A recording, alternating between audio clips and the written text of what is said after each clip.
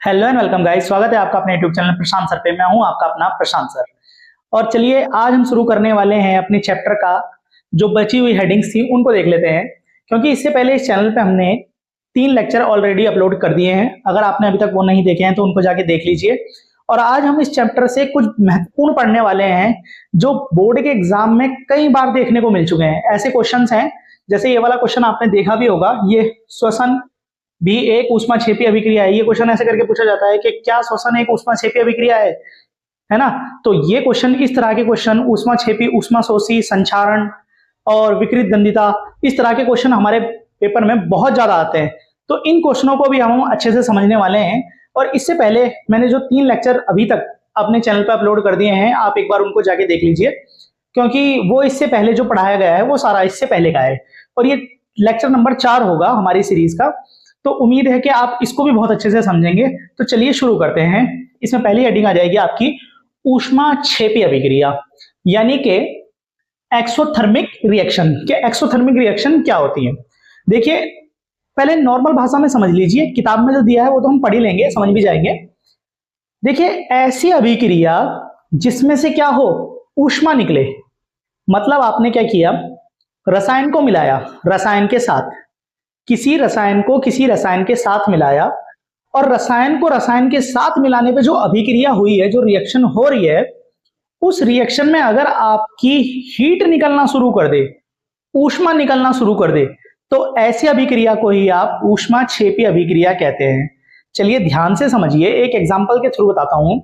जैसे अगर आप मान लीजिए मार्केट से चूना लेकर आते हैं, और चूने को अगर आप 2-3 किलो चूना लेकर आए, आप मान लीजिए एक बाल्टी पानी में अगर डाल दें, तो अगर आप नोटिस करें तो उसमें थोड़ी देर बाद खद्दे लगने लग जाएंगे। खद्दे लगना मतलब उसमें उबाल आना शुरू हो जाएगा, जैसे चूना क्या हो, अपने आप में उबल रहा हो। तो उस प्रक्रिया में क्या हो रहा है कि जो चूना रसायन है वो पानी के साथ क्रिया करके क्या कर रहा है, हीट निकाल रहा है। और अगर आप उसके आसपास अपना हाथ भी रखेंगे ना, तो आप महसूस करेंगे कि उसमें से धुआं भी निकल रहा है और वो गर्म भी है। और अगर आप उसे टच करेंगे तो आपको गर्म भी महसूस होगा। तो यानी कि ऐसी अभिक्रिया जब रसायन मिलके किसी दूसरे रसायन से, ठीक है, क्या कर दे, ऊष्मा निकाल दे, तो ऐसी अभिक्रिया को ही हम ऊष्माक्षेपी अभिक्रिया कहते हैं। यानी कि अब ध्यान से समझिए, वह रासायनिक अभिक्रिया जिसमें अभिक्रिया होने पर, यानी कि कोई अभिक्रिया हो रही है, कोई रिएक्शन हो रही है, ऊष्मा उत्पन्न होती है, ऊष्माक्षेपी अभिक्रिया कहलाती है। एक लाइन में समझने वाली चीज है, बस ज्यादा याद करने की जरूरत भी नहीं है और इतना मुश्किल भी नहीं है। बस अगर ऐसी अभिक्रिया जिसमें ऊष्मा निकल रही है, क्या निकल रही है, ऊष्मा। ऊष्मा यानी कि क्या, हीट। हीट निकल रही है ना, अगर हीट निकल रही है तो ऐसी अभिक्रिया को ही हम क्या बोलेंगे, ऊष्माक्षेपी अभिक्रिया। उदाहरण के लिए देखिए, यहाँ पे नाइट्रोजन की अभिक्रिया हाइड्रोजन से कराई जाती है। यानी कि जो नाइट्रोजन गैस है आपकी, अगर आप उसको हाइड्रोजन गैस के साथ क्रिया कराएंगे तो आपकी अमोनिया बनती है तथा ऊष्मा निकलती है। देखिए, N2 आपको बताया जा चुका है कि नाइट्रोजन का सूत्र होता है H2 हाइड्रोजन का। इन दोनों को मिलाया, इन दोनों के मिलने से क्या हुआ, नाइट्रोजन और हाइड्रोजन की क्रिया हुई। अभिक्रिया के फलस्वरूप हमारे पास NH3 बनता है। NH3 हमारा क्या होती है, अमोनिया होती है ना। इससे पहले वाले लेक्चरों में भी बताया गया होगा, कहीं ना कहीं अगर इसका जिक्र आया होगा, तो NH3 का नाम क्या है, अमोनिया।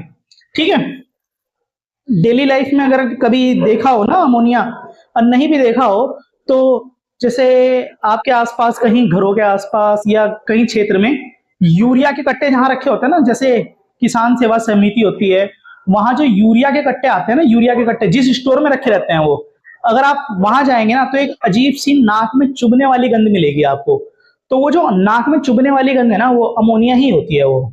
ठीक है, तो अमोनिया गैस निकलती है, ठीक, और साथ ही 24.3 किलो कैलोरी, यानी कि 24.3 किलो कैलोरी की क्या निकल रही है, यहाँ पे ऊष्मा निकल रही है। यही साथ में क्या है, यहाँ पे ऊष्मा निकल रही है।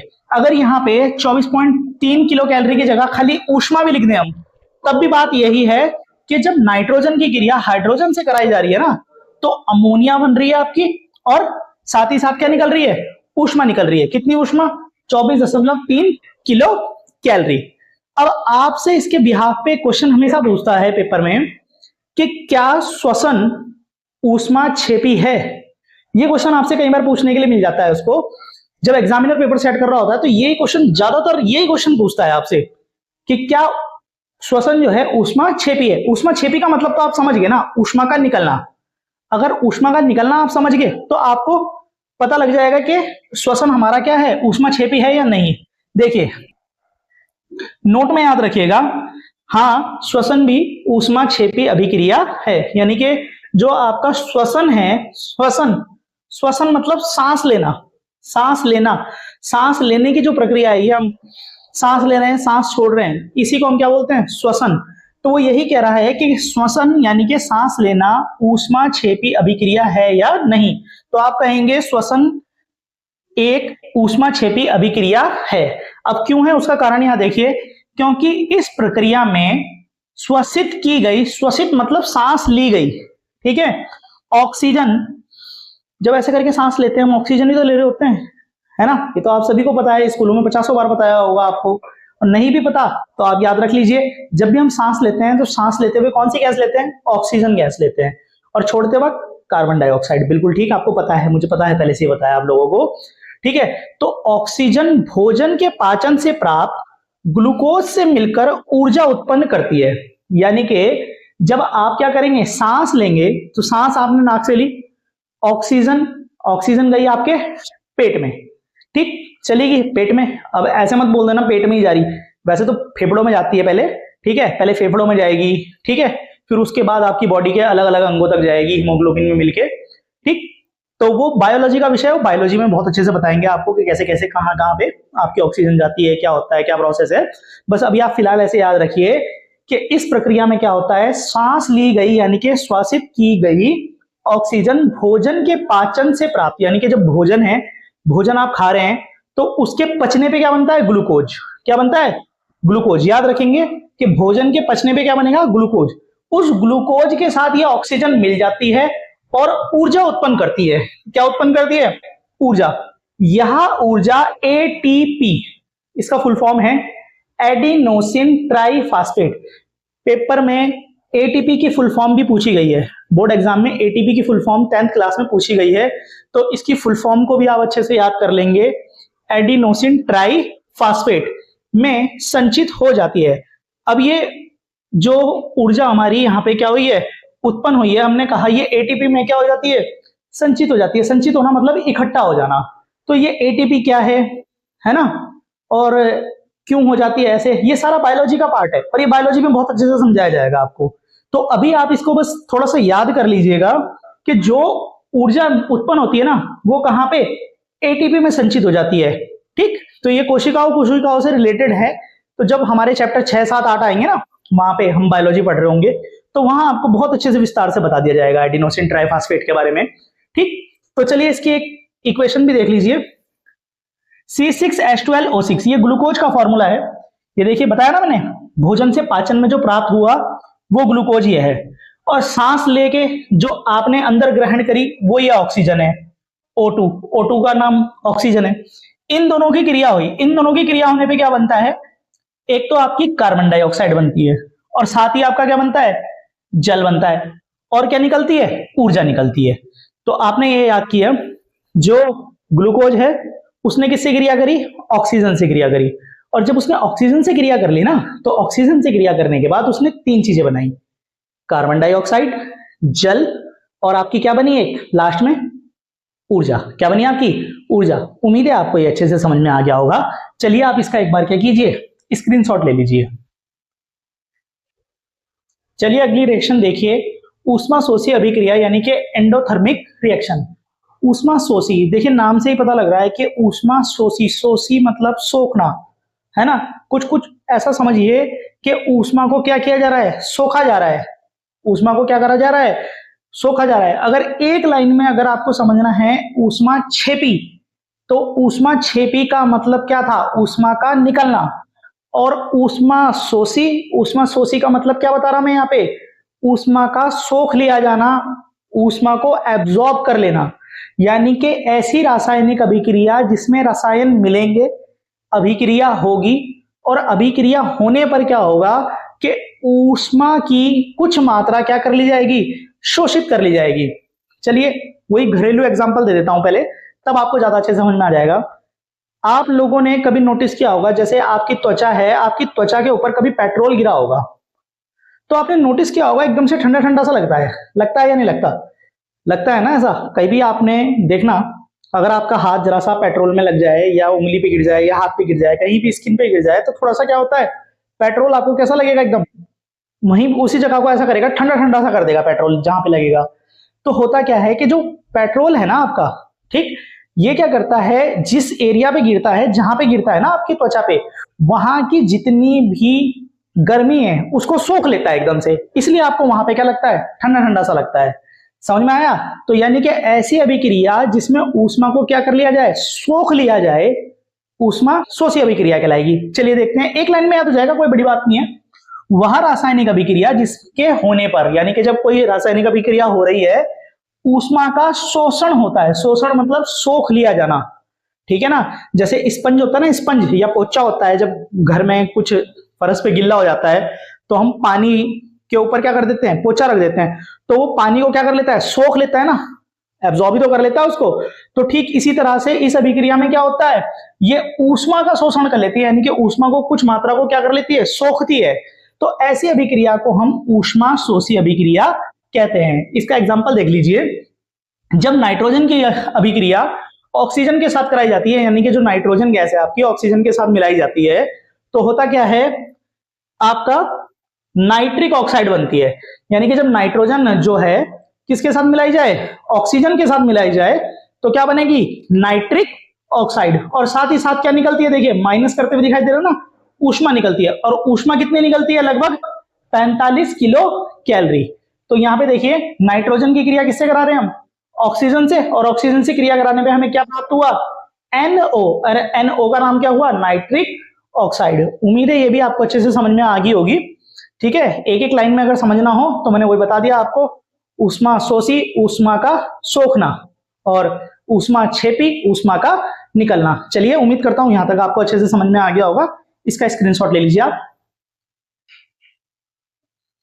चलिए अगली हेडिंग देखिए, उपचयन और अपचयन। यहाँ पे हमारे पास दो हेडिंगें हैं, उपचयन और अपचयन। कि उपचयन क्या होता है और अपचयन क्या होता है। देखिए उपचयन का एक अन्य नाम ऑक्सीकरण भी होता है, इंग्लिश में इसको ऑक्सीडेशन बोलते हैं, और अपचयन का नाम होता है रिडक्शन। ध्यान से समझिएगा, बहुत ही आसान है, एक एक लाइन में आपके लिए तैयार किया गया है कि एक लाइन में आपको याद हो जाए। देखिए उपचयन वह प्रक्रिया है, प्रक्रिया, देखिए ये कोई अभिक्रिया नहीं है कि इसमें किसी रसायन को दूसरे रसायन के साथ मिलाया जा रहा, कुछ ऐसा ऐसा ऐसा नहीं है इसमें कुछ भी, ठीक है ना? ये एक प्रोसेस है, ये एक प्रक्रिया है। तो समझिए थोड़ा सा अलग है ये, है ना? आप वही लैंग्वेज मत लिख देना, या लैंग्वेज का मतलब समझिए क्या कहना चाह रहा है वो।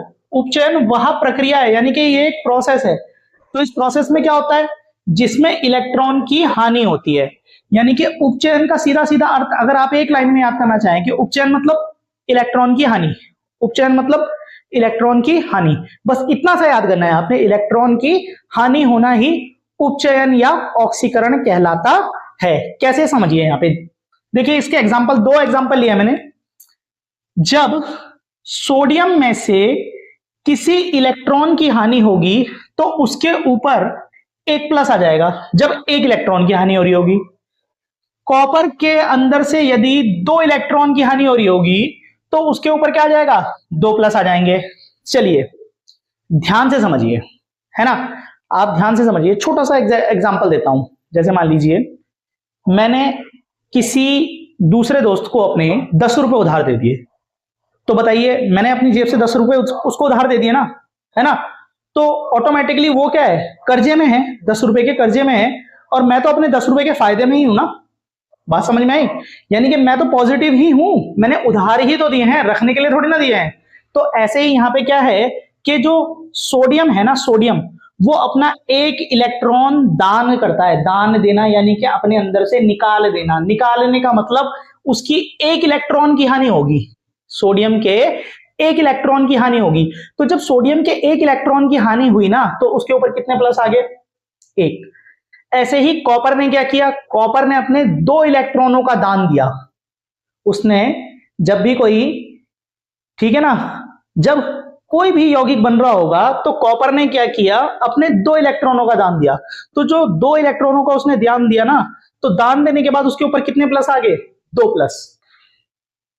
अब अपचयन को समझिए, अपचयन यानी कि रिडक्शन। रिडक्शन क्या होता है, अपचयन वह प्रक्रिया है, यानी कि ये भी एक प्रोसेस है जिसमें इलेक्ट्रॉन की प्राप्ति होती है, यानी कि इलेक्ट्रॉन क्या हो रहा होता है, प्राप्त। अगर आप किसी को कोई चीज देंगे तो कोई दूसरा उसको प्राप्त भी तो कर रहा होगा ना। अगर आपने किसी को पैसे दिए हैं, है ना, जैसे 10 रुपए में अपने दोस्त को दे रहा था, तो प्राप्त करने वाला भी तो कोई था ना, मेरा दोस्त वहां पे उसको क्या कर रहा था, ग्रहण भी तो कर रहा था ना, प्राप्त कर रहा था।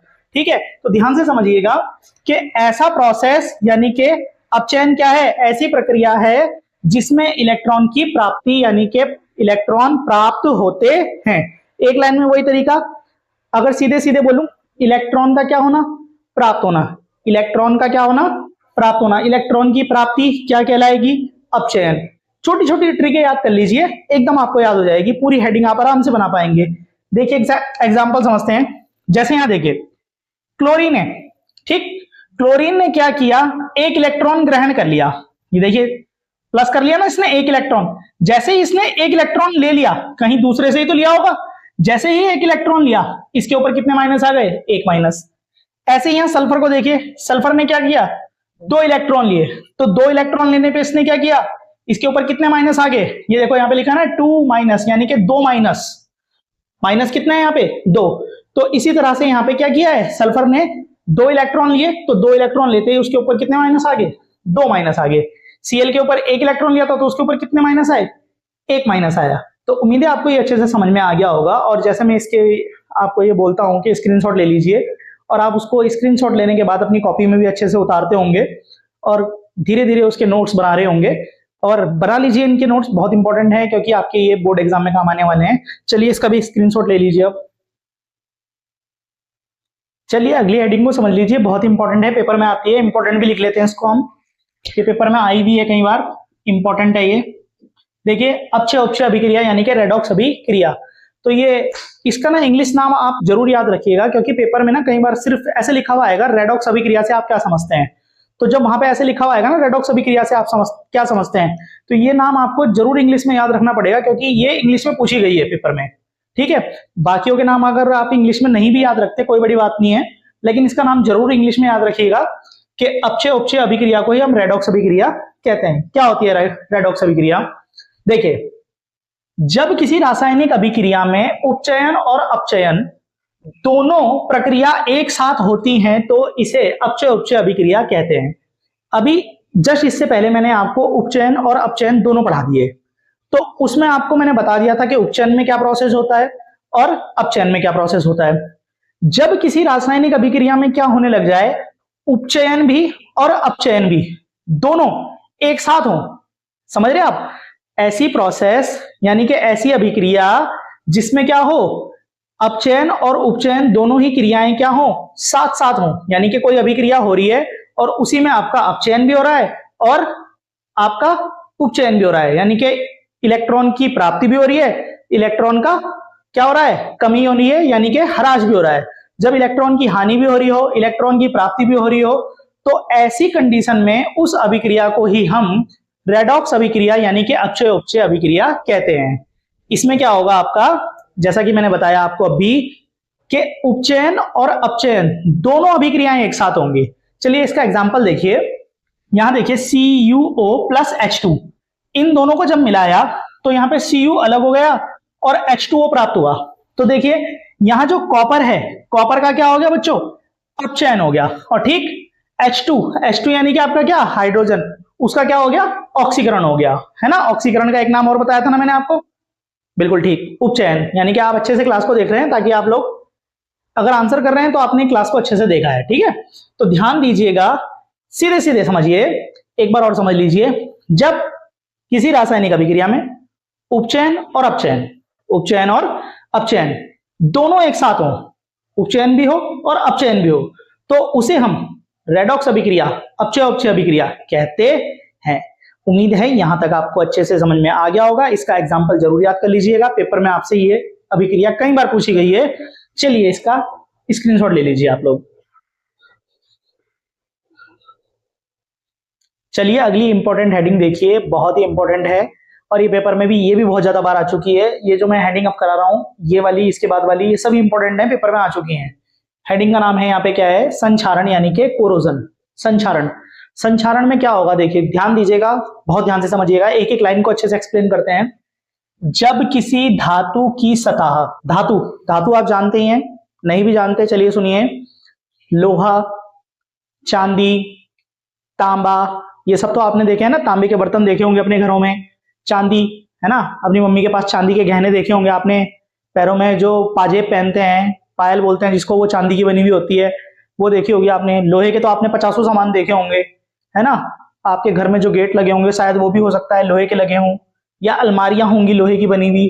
तो बहुत सारी चीजें आपने लोहे की देखी हुई हैं, गाड़ियां वगैरह आपने देखी होंगी लोहे वगैरह की, है ना। तो ये सारी चीजें क्या कहलाती हैं, ये धातुएं हैं। ये क्या है आपकी धातुएं। तो क्या कहता है, ध्यान दीजिए, जब किसी धातु की सतह, यानी कि कोई धातु की सतह, सतह यानी कि सरफेस, जैसे मेरा हाथ है ना, ये पूरा हाथ है, लेकिन ये जो एरिया है ये क्या है, इसकी सतह, हथेली है ना, जो हथेली ये ऊपर में टच कर रहा जो है ना, हाथ तो पूरा ही है ये अंदर तक, लेकिन ये बाहर का पोर्शन जहां मैं इसको टच कर पा रहा हूं, इसे बोलते हैं हम सतह। सतह वायु, वायु यानी कि हवा, जल, पानी, अथवा अपने चारों ओर उपस्थित किसी अन्य पदार्थ द्वारा अभिकर्मित हो जाती है। अभिकर्मित का मतलब क्या होगा यहाँ पे, कि जब किसी धातु की सतह पर अपने आसपास की वायु यानी कि हवा से, पानी से, या किसी अन्य पदार्थ से उसके ऊपर क्या शुरू हो जाए, फर्क पड़ना शुरू हो जाए, कोई ऐसी चीज उसके ऊपर होनी शुरू हो जाए, कुछ ऐसा होना शुरू हो जाए जिससे वो क्या होना शुरू हो जाए, खराब होना शुरू हो जाए, या उसकी जो स्थिति है वो बदलना शुरू हो जाए, तो इसी को हम क्या बोलते हैं, अभिकर्मित हो जाना। और वो अभिकर्मित किससे हो रही है, अपने आसपास की किसी पदार्थ से, वायु से, नमी से, या फिर जल से। ठीक है, तो दो लाइन पहले अच्छे से समझिए, थोड़ी सी बड़ी हेडिंग है ना, तो दो लाइन पहले अच्छे से समझिए क्या कह रहा है, कि कोई धातु की सतह, जब कोई धातु की सतह किससे, जल, वायु, नमी, या अपने आसपास के किसी पदार्थ से अभिकर्मित हो जाती है। अभिकर्मित का मतलब सीधा सीधा मैंने आपको बताया कि जब उसकी सतह क्या होने लग जाए, प्रभावित होने लग जाए। सतह क्या होने लग जाए, ये जो सरफेस है ये धीरे धीरे क्या होने लग जाए, प्रभावित होने लग जाए। प्रभावित का मतलब उसके ऊपर प्रभाव पड़ने लग जाए, पानी से उसके ऊपर कुछ प्रभाव आ जाए, हवा से उसके ऊपर कुछ प्रभाव आ जाए, तो इसे हम कहते हैं अभिकर्मित हो जाना। तो यह संचारित कही जाती है, यानी कि जैसे उसके ऊपर कोई प्रभाव पड़ने लग गया तो उसे हम क्या कहेंगे, संचारित कहना शुरू करेंगे, कि ये जो धातु है हमारी क्या होने लग गई है, संचारित होने लग गई है। अथवा इस पर जंग Fe2O3.XH2O लग जाता है, यानी कि उसके ऊपर क्या लग जाता है, जंग लग जाता है। लोहे की सतहों पे आप लोगों ने सामान्यतः देखा होगा कि उसके ऊपर क्या हो जाता है, जंग लग जाता है। आप लोगों ने 50 बार देखा होगा कि एक भूरे कलर की जो है परत आपकी लोहे की वस्तुओं पे क्या हो जाती है, चढ़ जाती है। होता है या नहीं होता, जैसे खुले में लोहा पड़ा रहे, सरिया वगैरह पड़े रहे, तो उनके ऊपर क्या होने लग जाता है, धीरे धीरे धीरे धीरे लाल भूरे से रंग की एक परत सी चढ़ने लग जाती है। जब उसके ऊपर बारिश गिरती है, पानी गिरता है, या नमी वाली हवा लगती है, तो उसके ऊपर धीरे धीरे धीरे धीरे जंग लगने लग जाता है। तो इसी प्रभाव को हम संक्षारण कहते हैं, और इसी प्रक्रिया को हम क्या कहते हैं, संक्षारण। ठीक है, ठीक, जैसे तो यह प्रभाव ही संक्षारण कहलाता है। एक बार पूरा समझ लीजिए कि जब क्या हो, धातु की सतह वायु, जल अथवा अपने चारों ओर उपस्थित किसी अन्य पदार्थ से अभिकर्मित हो जाए, तो ऐसी धातु को हम संक्षारित कहेंगे, और इसी प्रभाव को हम क्या कहते हैं, संक्षारण कहते हैं। इसमें होता क्या है, धातु के ऊपर जंग लग जाता है। जैसे लोहे के ऊपर जंग लग जाता है, जो चांदी होती है आपकी, वो धीरे धीरे धीरे धीरे क्या होनी शुरू हो जाती है, काली पड़नी शुरू हो जाती है। जैसे आप चमचमाती चांदी खरीद के लाएंगे ना, मान लीजिए कुछ भी चांदी का आप सामान खरीद के लाएंगे बाजार से, तो वो बहुत चमक रहा होगा, धीरे धीरे धीरे धीरे आप देखेंगे कि वो धीरे धीरे काला पड़ना शुरू हो जाता है ना। उसकी चमक क्या हो जाती है, धीरे धीरे खत्म होने लग जाती है। क्यों, क्योंकि उसके ऊपर क्या होने लग जाता है, संक्षारण की प्रक्रिया होनी स्टार्ट हो जाती है। तांबे पर हरी परत का चढ़ जाना, यानी कि जो तांबा होता है आपका, तांबे की अंगूठियां भी आप लोग पहनते हैं, यहाँ उंगलियों में पहनते होंगे ना, तो आपने नोटिस किया होगा, जैसे अगर आपने तांबे की अंगूठी पहन रखी है, अब उसको हल्का सा ऊपर करेंगे तो आपके हाथ पे भी यहाँ पे क्या हो जाएगी, हरे रंग का एक निशान सा बन जाता है। तो तांबे के ऊपर क्या होता है, हरे रंग की परत चढ़ जाती है। ठीक है, समझ गए होंगे आप लोग अच्छे से। ठीक है, संक्षारण लोहे की वस्तुओं को दुर्बल कर देता है। दुर्बल का मतलब होता है कमजोर, यानी कि संक्षारण होने पे जो लोहे की वस्तुएं वो क्या हो जाती हैं, दुर्बल हो जाती है, कमजोर हो जाती हैं, जिसके कारण लोहे से बनी हुई कोई भी चीज चाहे वो कितनी ही बड़ी और विशालकाय क्यों ना हो, जैसे लोहे से बने पुल, रेलिंग, वाहन, जहाज आदि के ढांचे खराब होने लग जाते हैं, क्योंकि संक्षारण क्या है, एक गंभीर समस्या है। इससे हर साल लाखों टन जो आपका लोहा है वो क्या हो जाता है, खराब हो जाता है। अब आपको पता ही है लोहे को हम क्या करते हैं, फिर जंग से बचाने के लिए क्या कर देते हैं, उसके ऊपर पेंट कर देते हैं। तो यह हमारे पास अभी ये क्वेश्चन आएगा, जब मैं क्वेश्चन वाली सीरीज कराऊंगा इस चैप्टर में ही आपकी, तो वहां पे ये क्वेश्चन आएगा कि लोहे की धातुओं को संक्षारण से बचाने के लिए क्या किया जाता है। तो हम बताएंगे उसके बारे में आपको कि उसके ऊपर क्या कर देते हैं, पेंट कर देते हैं। ठीक है, यहां भी वैसे मैंने आपको बता दिया, तो थोड़ा ध्यान रखिएगा, संक्षारण से बचाने के लिए लोहे की धातुओं पे क्या कर देते हैं, पेंट कर देते हैं। उम्मीद है आपको ये अच्छे से समझ में आ गया होगा, और अगर ये आपको अच्छे से समझ में आ गया है तो इसका भी आप स्क्रीनशॉट ले लीजिए और इसी तरह से इसका क्या कर लीजिएगा, नोट्स बना लीजिएगा। उम्मीद है जो आपको समझाया जा रहा है ये बहुत इंपॉर्टेंट है और आप इसके नोट्स भी इसी तरह से बना रहे होंगे। देखिए नोट्स जरूर बनाते रहिए और वीडियो को बार बार अच्छे से ध्यान से समझते रहिए, और ये इंपॉर्टेंट टॉपिक है। और एक और इंपॉर्टेंट टॉपिक, अभी वीडियो मत छोड़ना क्योंकि एक और पढ़ाऊंगा अभी, ठीक, और बहुत इंपॉर्टेंट टॉपिक है ये, पेपर में लगातार आ रहे हैं, हर साल से आ रहे हैं। ठीक है, तो ये अच्छा आपसे क्वेश्चन ऐसे भी पूछ सकता है कि दैनिक जीवन में उपचयन के प्रभाव बताओ। तो संक्षारण, उनमें से एक प्रभाव क्या है, संक्षारण। दैनिक जीवन में ये उपचयन का ही प्रभाव है। ठीक है, चलिए अगली हेडिंग देखिए, बहुत ही इंपॉर्टेंट हेडिंग है ये भी, और शायद ये हमारे चैप्टर की लास्ट हेडिंग है। ठीक है, तो अगर आपने यहां तक वीडियो को देख लिया है तो बहुत बहुत आभार आप लोगों का कि आप लोगों ने इस वीडियो को इस काबिल समझा कि इसको यहां तक आप लोगों ने देखा, और उम्मीद है कि आपने इसके नोट्स भी बहुत अच्छे से बनाए होंगे। और ये भी एक इंपॉर्टेंट टॉपिक है। और देखिएगा विकृत गंधिता क्या होती है, यानी कि टेंसिडिटी क्या होती है। देखिए पहले हम नॉर्मल समझते हैं, जैसे हम हमेशा करते आते हैं नॉर्मल। देखिए आप लोगों ने नोटिस किया होगा कि जब हम घर में थोड़े दिन के लिए मतलब थोड़ा सा खाना बनाते हैं ना, जैसे घर में खाना बनाया, एक दो दिन रखते हैं तो एक दो दिन में ही वो खराब होने लग जाता है।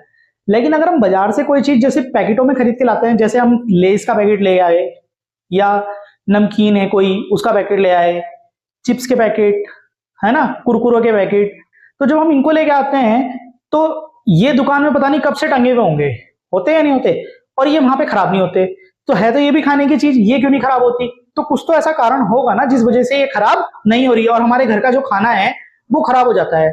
जैसे आपने क्या देखा होगा कि जितनी भी चीजें जैसे ज्यादा तेल में तलते हैं हम, जैसे समोसे हो गए, ठीक, आप समोसा लेके आइए, उसको खा लीजिए, बड़ा अच्छा सा लगेगा आपको खाने में। लेकिन अगर वही समोसा आप रख दें और 2-3 दिन का वो बासी हो जाए, तो जैसे ही आप उसके पास जाएंगे ना, आपको हल्का सा, उसको खाने तो दूर की बात है, उसकी जो बदबू आएगी ना उसके अंदर से, वो भी नहीं सूंघी जाएगी, यानी कि उसकी जो गंध होगी वो बहुत ही बेकार, बहुत ही ज्यादा खट्टी खट्टी सी आने लग जाएगी आपको, है ना, क्योंकि उसके अंदर के आलू सड़ चुके होंगे, उसके ऊपर की जो कवर है वो भी खराब होने लग गया होगा। तो यही हमारा अगला टॉपिक, विकृत गंधिता, यानी कि विकृत, विकृत मतलब किसी चीज का खराब हो जाना, और गंधिता यानी कि उसमें से खराब होने के बाद गंध का आना। चलिए देखते हैं, जब वसा तथा तेल, वसा और तेल यानी कि फैट वाली चीजें, जैसे घी हो गया आपका, तेल हो गया आपका, आपका रिफाइंड हो गया, ठीक, ऐसी चीजें उपचयित हो जाती हैं, उपचयित हो जाती हैं, यानी कि जैसे आपका तेल, रिफाइंड, घी है, ये क्या हो जाए, उपचयित हो जाए, खराब हो जाए, इनसे बनी हुई चीजें खराब होने लग जाएं, तब ये विकृत गंधी हो जाते हैं। विकृत गंधी यानी कि विकृत भी, विकृत का मतलब खराब और गंधी मतलब गंध वाले, खराब गंध वाले हो जाते हैं, है ना। यानी कि तेल और वसा से बनी हुई आपकी जितनी भी चीजें हैं, फैट बोलते हैं वसा को इंग्लिश में, ठीक, यानी कि आपका जैसे घी हो गया, तेल, रिफाइंड, जो भी मैंने आपको बताया अभी, अगर इनसे बनी हुई कोई भी चीज आपकी क्या हो, उपचयित हो जाए, तो ये विकृत गंधी कहलाते हैं।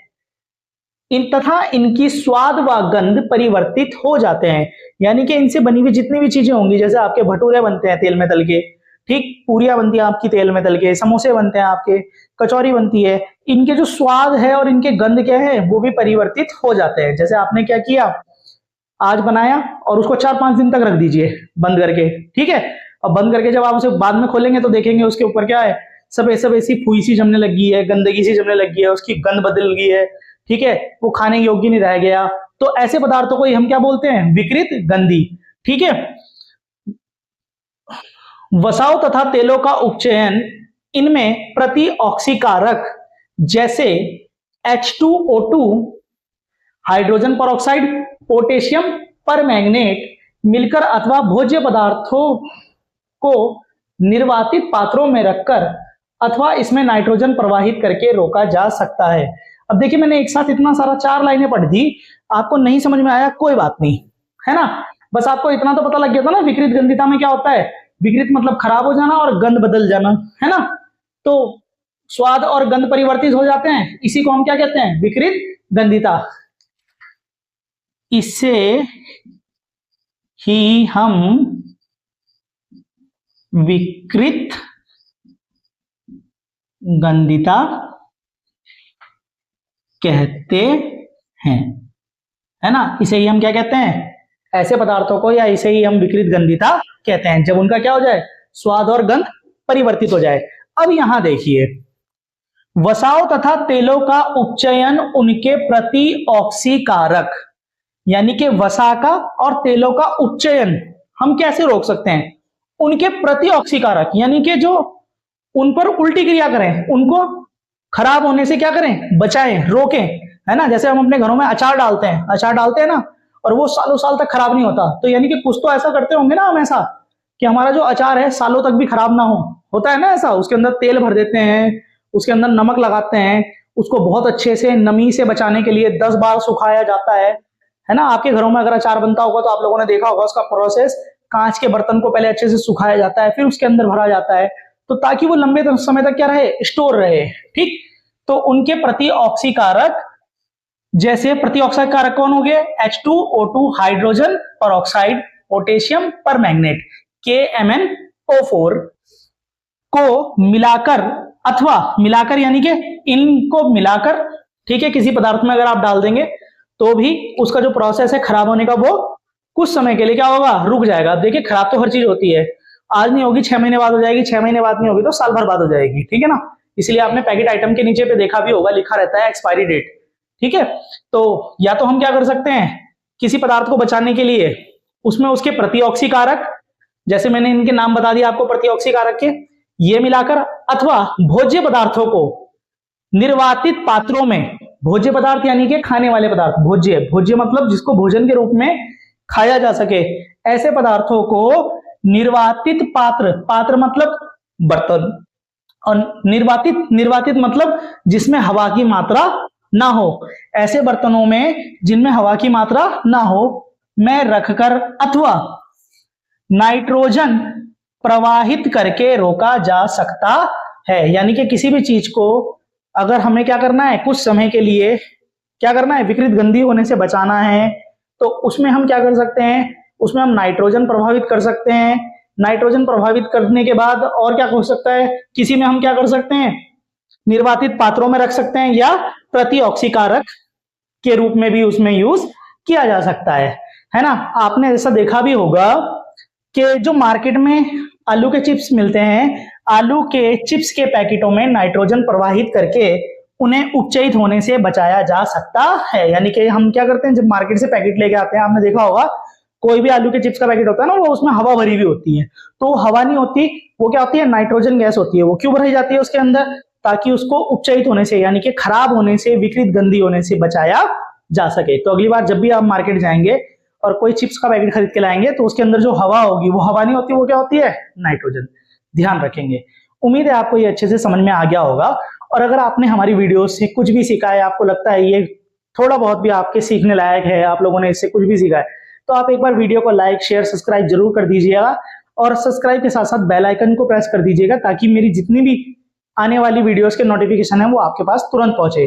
और साथ ही अपने साथ वाले बच्चों को, जो भी आपके साथ वाले हैं, उन सबको भी ये चैनल अच्छे से शेयर कर दीजिएगा, ताकि वो लोग भी हमारे साथ 100 में से 100 की तैयारी कर सकें और हमारे साथ जुड़ सकें। तो उम्मीद है कि आप लोग इसके नोट्स बना रहे होंगे। चलिए इसका भी एक बार पहले स्क्रीनशॉट ले लीजिए, क्योंकि इसका स्क्रीनशॉट नहीं लिया आपने। तो उम्मीद है आप सभी जो है इसके अच्छे से नोट्स बना रहे होंगे। और चलिए मिलते हैं अगली वीडियो में। यहीं पे आपका ये चैप्टर समाप्त हो चुका है और इसके कुछ प्रश्नोत्तर हम अगली लेक्चर में देख लेंगे। तो मिलते हैं अगली वीडियो में। धन्यवाद।